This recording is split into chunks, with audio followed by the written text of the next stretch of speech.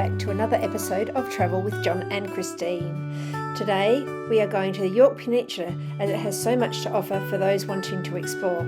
As we had moved into the area, we chose to revisit those spots we already knew and loved and to discover some new places.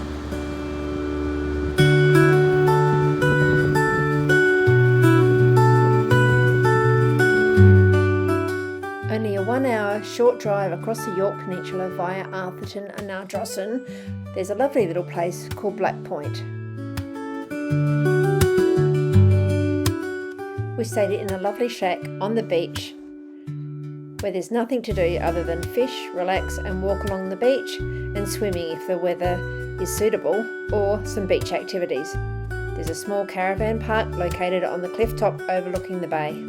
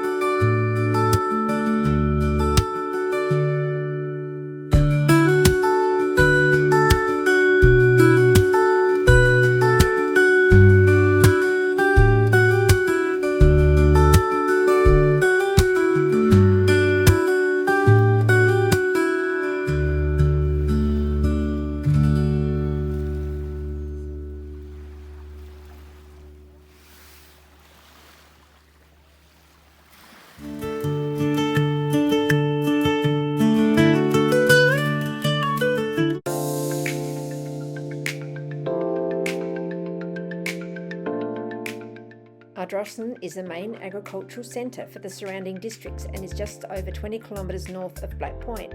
Ardrossan sits on top of imposing red cliffs and is a great place for recreational fishing.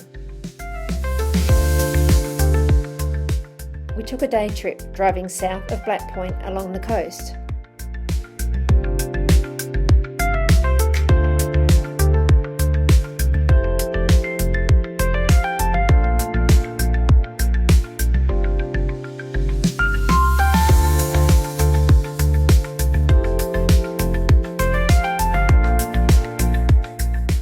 We stopped in at Port Julia, then Port Vincent, Stansbury, Wall Bay and Edithburgh, all quite quaint places with their own points of interest to see.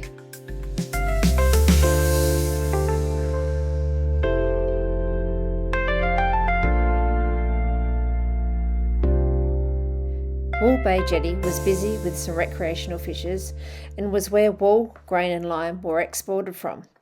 The remains of the lime kiln can be seen at the top of the cliffs.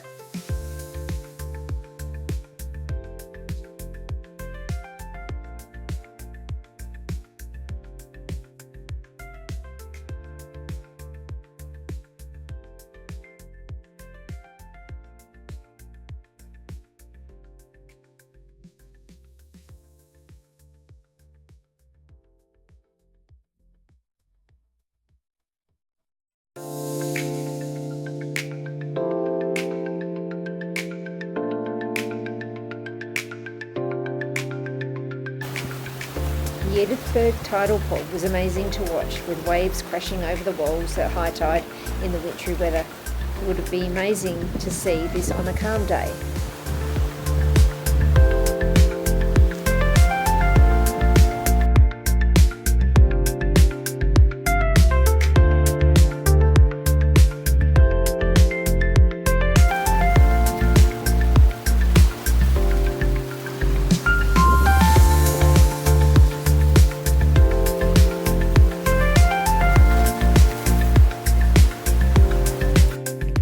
Just out of Edithburgh, we had a close-up look at the wind farm and watched the massive arms sweep around in the breeze.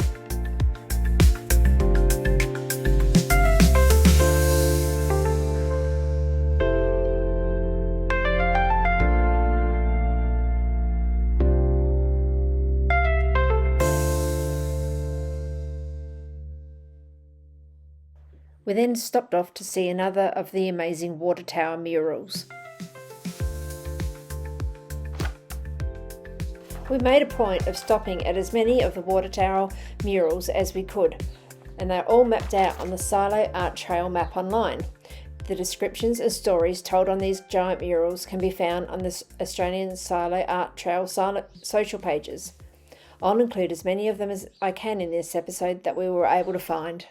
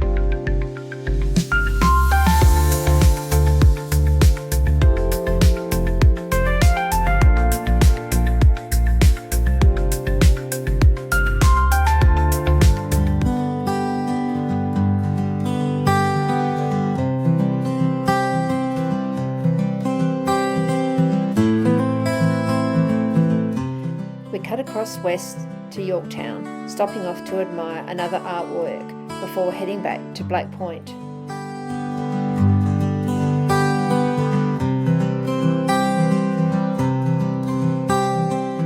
The next day we shifted camp and drove south down through the centre of Yorke Peninsula, through Yorktown and toward Marion Bay.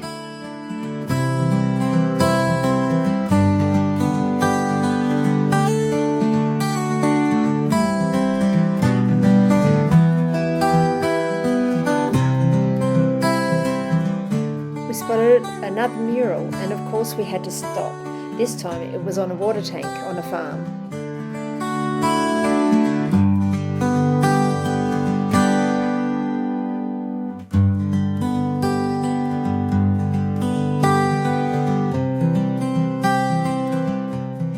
We spent the next few days discovering the Innes National Park, stopping in at as many attractions as we could. We visited the jetty and Stenhouse Bay, walked along the cliff-top walking trails, walked out to the Cape Spencer Lighthouse and into the historic town of Inniston. Historically, Inniston was a site for mining gypsum starting in 1889. There was a population of around 150 people, but mining stopped and the town basically shut down. There's a 4-kilometre walking trail and you can walk through the abandoned township. There are lodges and cottages that are available for accommodation as well as lots of marked history on the trail.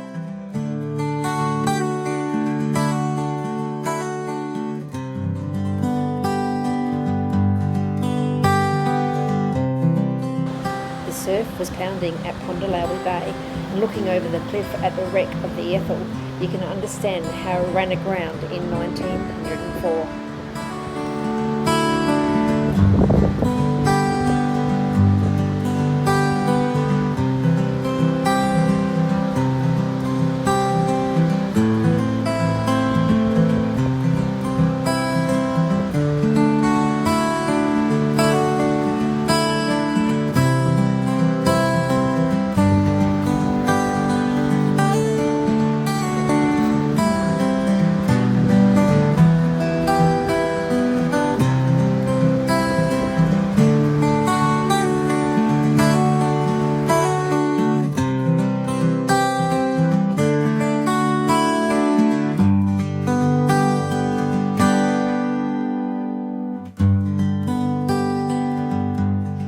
Walk out to see the recently built, in 1980, the lighthouse at West Cape gave us a magnificent view of West Cape, Pondalawi Bay and Marion Bay Township.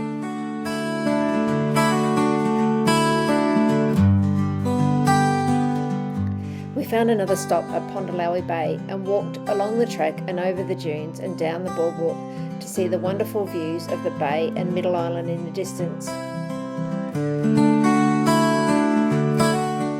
Further along the road, we drove past the Shepherd's Hut Heritage Accommodation, which offers very basic shelter and accommodation and can be booked online via parksa.gov.au.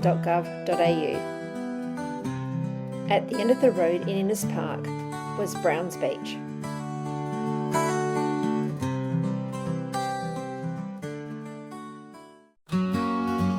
Driving back to Marion Bay, we came across this lovely pair of feathered friends going about their business and not worried at all about road safety.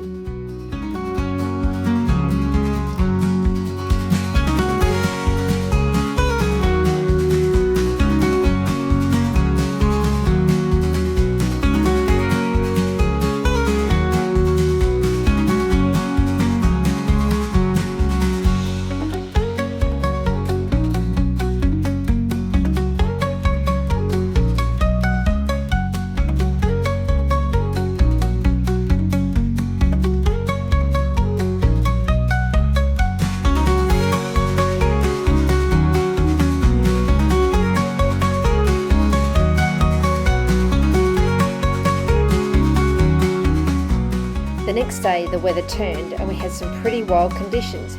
We still drove from Marion Bay up the west coast of the tip of the Yorke Peninsula to see the sea at its wildest. We stopped into Jim Beach, which is right on the northern border of the Innes National Park and also has a few campsites.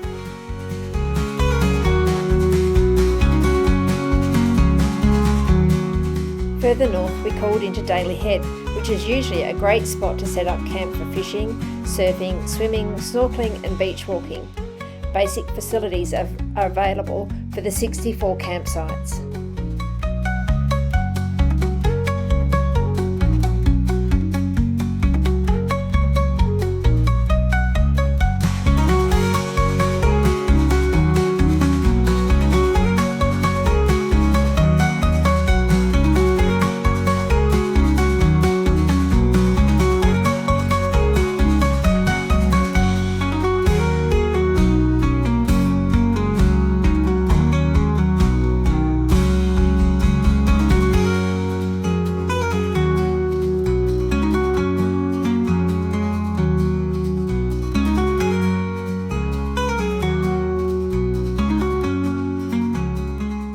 Our last view of the surf and the turbulent seas was at North Berry Bay, another beautiful surf beach, being whipped up by the windy conditions.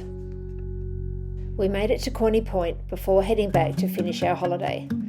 All the places we visited, we saw the signs for Walk the Yorke, which is a 500-kilometre magnificent rugged coastal scenery walk suitable for families, for the serious hikers or cyclists. It starts at Port Wakefield and continues all the way around to Moonta Bay. Go online to find out more and to see the 10 different sections and to order maps.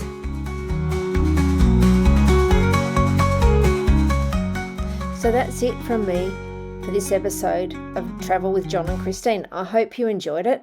Thank you very much for coming along for the ride and seeing all the sights of the Yorke Peninsula in the winter. Don't forget, if you want to join us for more of our adventures, like and subscribe and comment to join us for more.